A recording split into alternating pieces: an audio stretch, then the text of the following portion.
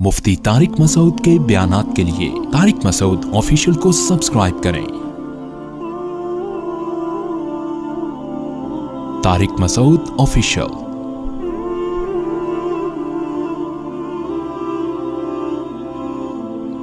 मुहर्रम के हवाले से एक बात कर लूँ। ये 10 मुहर्रम का रोज़ा, रसूलुल्लाह सल्लल्लाहु अलैहि वसल्लम ने इरशाद फरमाया कि आशूरा का रोज़ा मुझे अल्लाह की रहमत से उम्मीद है कि 1 साल के गुनाहों का कफ़ारा है। तो बड़ी फजीलत है। रमज़ान के बाद सबसे ज़्यादा फजीलत आशूरा के रोज़े की है, 10 मुहर्रम का रोज़ा। समझ रहे हैं? मुहर्रम में हमें शरीयत ने क्या करने का हुक्म दिया है, इस्लाम क्या कहता है।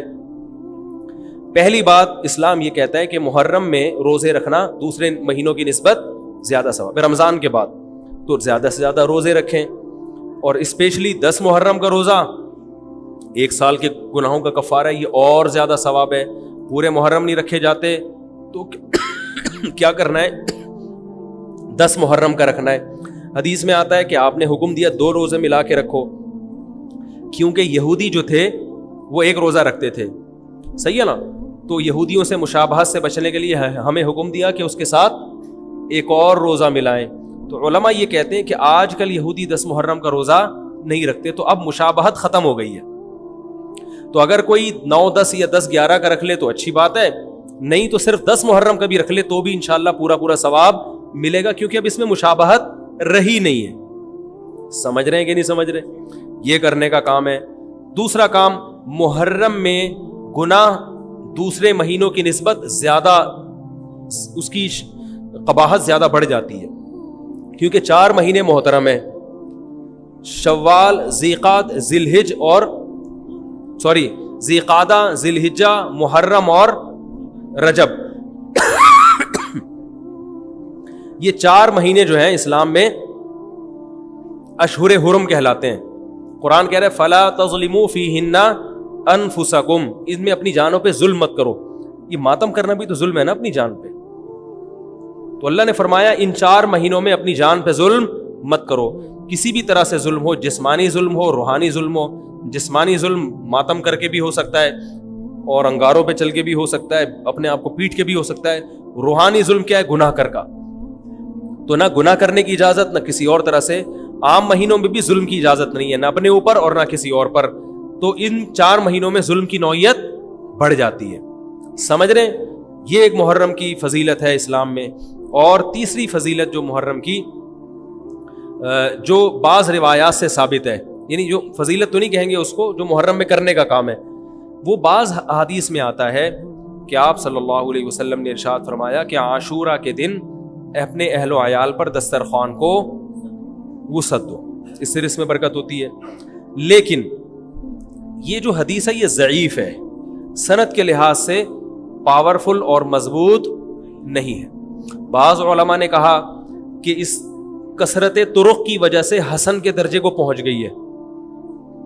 हमारे ही बाज़ अकाबिर उलमा की राय है, उलमा जो बर्रे सगीर के उलमा, बड़े बड़े उलमा हैं, मैं नाम नहीं जिक्र करता, लेकिन बहुत बड़ी अपर लेवल के उलमा हैं, उनकी राय ये है कि ये ज़ईफ़ इतनी ज़ईफ़ नहीं है कि बिल्कुल ही मुस्तरद कर दी जाए, ठीक है ना। और ताअद्दुद तुरुक़ की वजह से दर्जा हसन को पहुंच गई है। अल्लामा इब्न तैमिया रहमहुल्लाह ताला, जिनको सऊदी अरब में बहुत फॉलो किया जाता है, उनकी राय और सलफ़ी उलमा की राय, जो सऊदी अरब के अल-उसैमीन, बिन बाज़ वगैरह थे, इनकी राय ये कि ये हदीस बिल्कुल सही नहीं है और इसकी कोई हैसियत नहीं है कि दस्तरखान को वसी किया जाए और आशूरा के दिन खाना खिलाया जाए।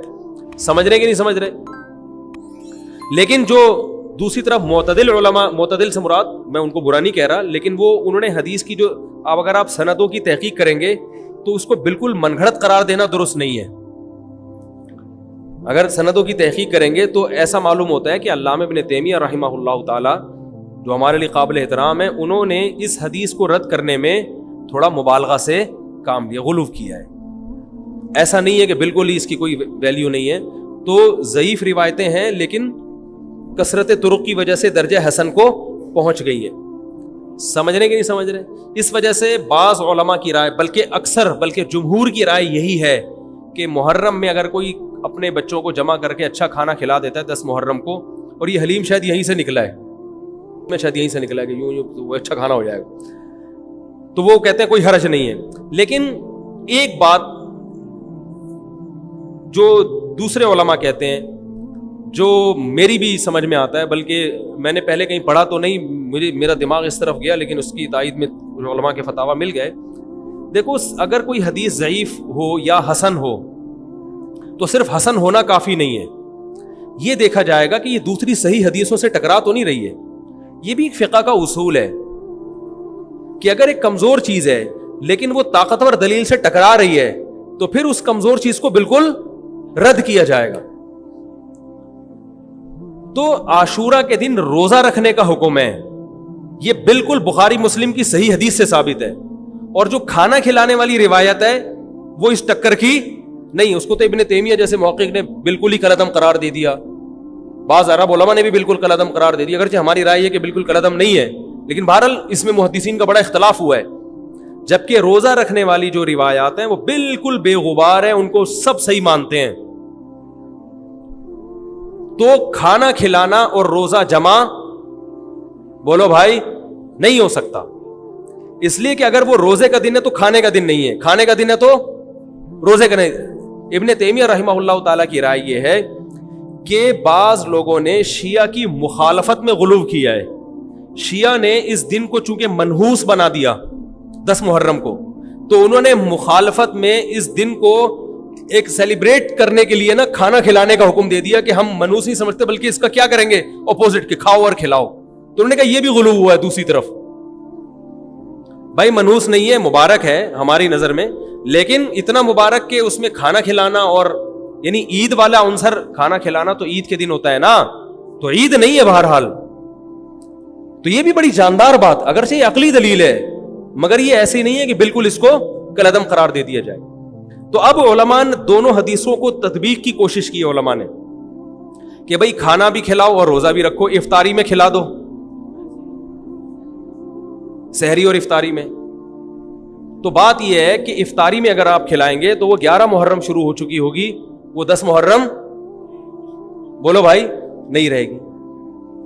دوسرا سحری میں جو کھلانے کا مسئلہ ہے نا, سحری میں تو سحری میں جب ہم کوئی کہتے ہیں نا فلاں دن یہ کام کرنا ہے فلاں دن, تو اس سے لغت میں جو ذہن میں متبادر ہوتا ہے نا وہ دن کا وقت ہے, وہ 3:30 پونے 4 کا وقت نہیں ہوتا. یہی وجہ ہے کہ جو لوگ اس حدیث پر عمل کرتے ہیں عاشورہ والی, وہ دن میں کھانا کھلاتے ہیں, دوپہر کے ٹائم لنچ کرتے ہیں. وہ افطاری میں تو ویسے ہی دسترخوان وسیع ہوتا ہے بھوک کی وجہ سے. ارے بابا وہ تو ویسے ہی بچوں کو جب روزہ رکھا ہوا ہے تو اچھا کھلاؤ, سحری اچھی کراؤ, اور افطاری وہ تو ویسے ہی بھوک کی وجہ سے رمضان میں دیکھو نا کیسے کھلے دسترخوان ہوتے ہیں. تو میں نے بڑی کوشش کی دونوں حدیثوں کو جمع کریں, لیکن تکلف کے بغیر یہ ممکن نہیں ہے. تو فقہ کا ایک اصول ہے کہ جب کوئی بے غبار صحیح حدیث ہوتی ہے اور اس سے ایک اصول ثابت ہو رہا ہے, تو اس کے مقابلے میں اگر کمزور روایت آئے گی جو اس سے ٹکرا رہی ہوگی, تو اس کمزور روایت کو اگرچہ وہ موضوع من گھڑت نہیں ہے لیکن اس کمزور کو اس صحیح حدیث کی مخالفت کی وجہ سے بولو بھائی رد کر دیا جائے. اس لیے میرا نالائق کا موقف یہ ہے, میں بہت نالائق ہوں, میں اتنی بڑی بڑی باتیں کرتا نہیں ہوں, لیکن ساڑی عقلچ یہ چیز آندھی نہیں ہے کہ بھائی جو روزے کا دن ہے وہ بھوکے پیاسے رہنے کا دن ہے, وہ کھانے کھلانے کا نہیں ہے. افطاری میں تو ویسے ہی کھاؤ بھی کھلاؤ بھی. تو اور اس کا نقصان یہ بھی ہوتا ہے کہ لوگوں نے اس کھانا کھلانے کے چکر میں روزے چھوڑ دیے ہیں. سمجھ رہے, جب حلیم پکے گا تو کون روزہ رکھے گا بھائی, ساری رات گھوٹا لگے گا حلیم کا کہ کل دسترخوان وسیع کرنا ہے, تو پھر روزہ گیا, وہ تو تیل لینے گیا, روزہ کون رکھے گا روزہ. تو وہ حدیث صحیح حدیث کی بالکل اس میں ٹائٹ قسم کی مخالفت ہو رہی ہے, ٹھیک ہے نا. تو نالائق کی رائے, پھر بھی اگر کوئی دوسرے علماء کی رائے کو فالو کرتا ہے تو کھائے بھی کھلائے بھی. میں کہتا ہوں جو مضبوط چیز ہے اس کو لینا چاہیے, جو کمزور چیز ہے اس کو چھوڑ دینا چاہیے. ہمارے حضرت مفتی رشید احمد صاحب رحمہ اللہ ایک بات کہتے تھے کہ جہاں کھانا کھلانے کی حدیث آئے گی نا وہاں مسلمان اس کو لے ہی لے گا. کھانے پینے کی جہاں بات آئے گی مسلمان کیا کرتا ہے, وہ کہتا ہے بس یہ صحیح ہے, یہ بالکل صحیح حدیث ہے, ٹھیک ہے نا. وہ کیا کرتا ہے, جن علماء کی تحقیق ہے وہ تو تحقیق سے کہہ رہے ہیں, لیکن عام پبلک کی عادت یہ ہوتی ہے کہ فتویٰ بھی اسی کا فالو کریں گے جہاں کھلانے کا تذکرہ. تو اب ہمارے کہتے ہیں جہاں کھانا کھلانے کی بات آئی مسلمان کہتے ہیں بس یہ بالکل صحیح بخاری کی طرز پر ہی, بخاری کی شرط پر ہی حدیث. تو بھائی بھوکا رہنا عبادت ہے, بھوکا رہنا سنت ہے. بچوں کو تو ویسے ہی کھلاؤ عاشورہ ہو یا نہیں ہو, اور سحری افطاری کرا دو اچھی سی, روزہ رکھواؤ. اور جو بالکل چھوٹے بچے ہیں وہ تو ویسے ہی کھاتے رہیں.